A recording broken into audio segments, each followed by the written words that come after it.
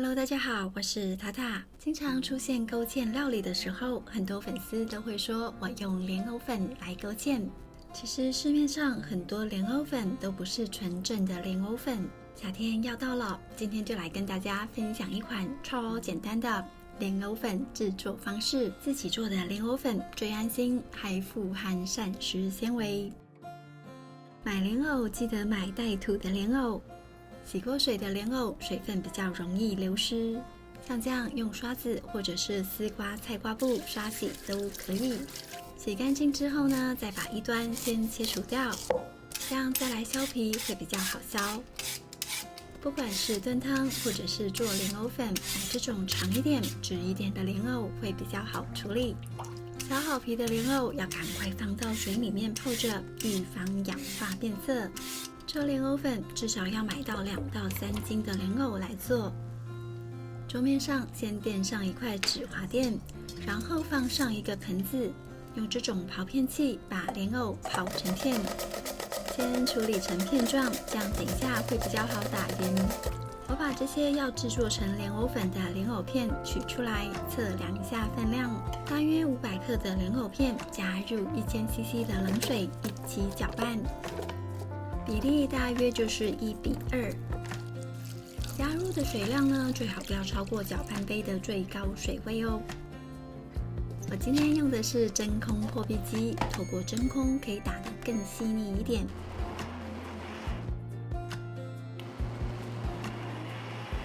自动形成，大约打45秒，结束后呢，可以再转到手动最强的模式，继续再打50秒左右。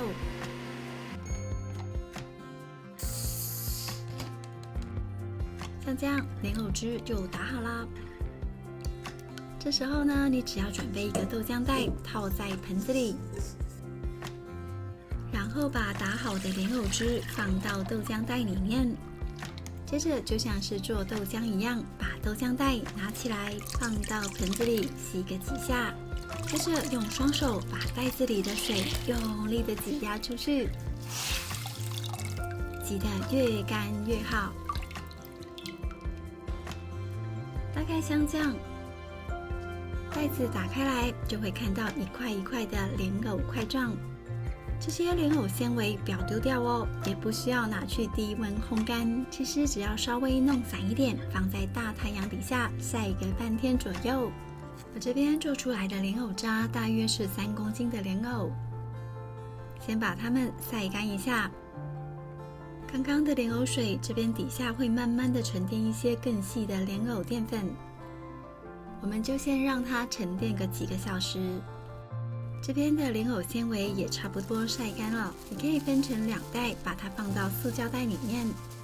现在是一块一块的样子，把它们摊平，用擀面棍敲一敲，滚一滚，再整理成薄薄一片的样子。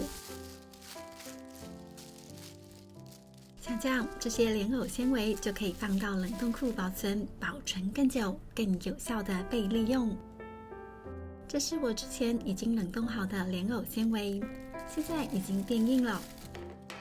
这些莲藕纤维呢，里面其实还有一些淀粉存在，也可以拿来勾芡用。你只需要每次取用需要的分量，然后加一点热水搅拌开来。这边大约有15克左右的莲藕纤维。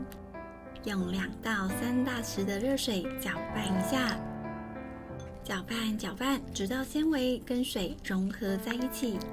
觉得太干就再补一点水，像这样的糊状就可以了。你可以利用这些莲藕纤维来煮莲藕羹、莲藕甜汤，不仅能有勾芡的效果，还可以摄取到莲藕的膳食纤维。等水滚了之后，再把刚刚的莲藕纤维放进来煮。放进来之后呢，就要快速的搅拌，不然莲藕很容易结块哦。像这样搅拌，等水滚了之后，汤就会开始稠稠的感觉了。汤会越煮越稠，这个稠度大约是15克的莲藕纤维搭配250cc 的水量，大概煮10分钟左右，你就可以有一碗营养又富含膳食纤维的莲藕羹了。如果你觉得没有甜甜的不习惯，也可以加一点蜂蜜一起吃，会变得更好喝哦。这个莲藕纤维呢，其实也可以拿来勾芡用，也算是比较健康一点的勾芡方式。我觉得效果还不错，大家可以试试看。好了，现在这些莲藕水沉淀的差不多了，水已经越来越透明的样子。小心的把上面的水倒掉，不要去弄到下面的淀粉。看到了吗？盆底呢凝固了一块白白的淀粉，这个就是莲藕淀粉。其实莲藕粉制作真的超级简单，把这些莲藕淀粉刮下来，放到烘焙纸上，仔细的刮干净，稍微的摊平。你不需要再拿去低温烘干，其实只要这样放在大太阳底下，慢慢的晒干就可以了。这边有一小块是我晒几个小时的样子，用手呢把这些粉块弄散一点，搓一搓，弄好之后就像这样，变成非常洁白又纯正的莲藕粉。如果你一次做很多，可以再把这些粉呢放到研磨器里面打得更细的粉末，就不会像这样有结块的样子了。自己做的莲藕粉不仅简单，还可以更安心的使用。好啦，今天的影片就到这里，喜欢我的分享记得帮我点赞。那我们下次再见，拜拜。